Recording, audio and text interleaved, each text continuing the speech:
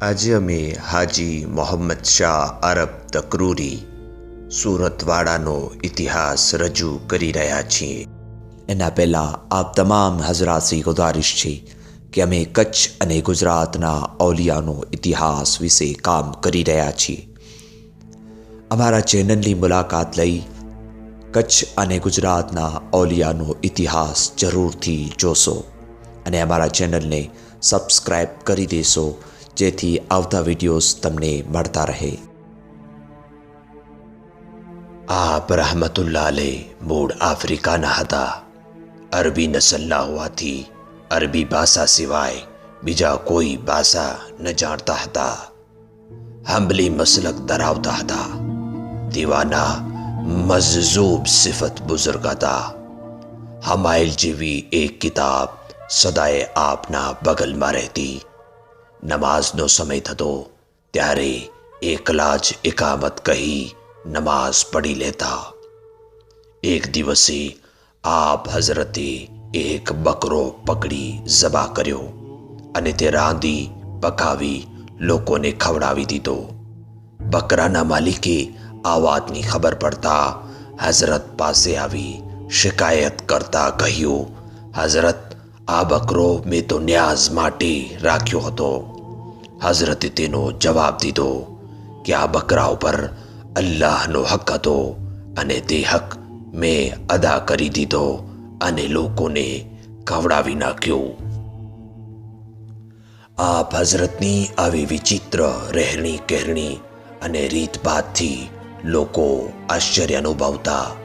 કેટલાક લોકો ટીકા અને નિંદા પણ કરતા, પરંતુ ધીમે ધીમે એક મજઝૂબ તરીકે લોકોમાં ખ્યાતિ પામવા લાગી અને આદર અને સન્માનની નજરે આપ રહમતુલ્લાહ અલૈહને જોવા લાગ્યા।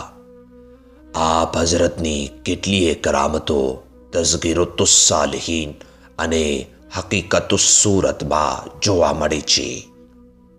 એક વેળા સુરતના સોદાગર સીદી અલમસરના નિવાસસ્થાને એક મજલિસમાં આપ હઝરત બેઠા હતા।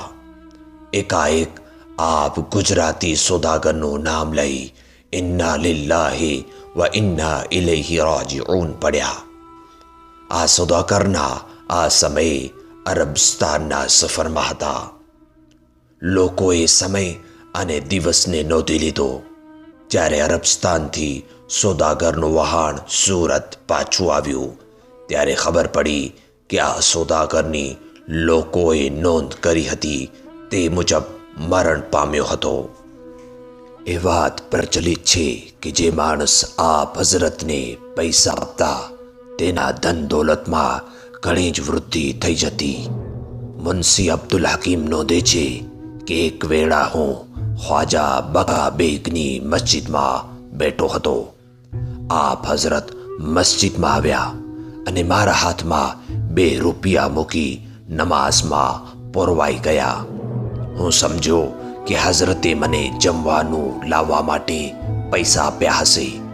હું તરત જ બહાર જઈ આ 2 પૈસા મારી પાસેના બીજા 2 પૈસા ઉમેરી નાન તરકારી જઈ આવ્યો।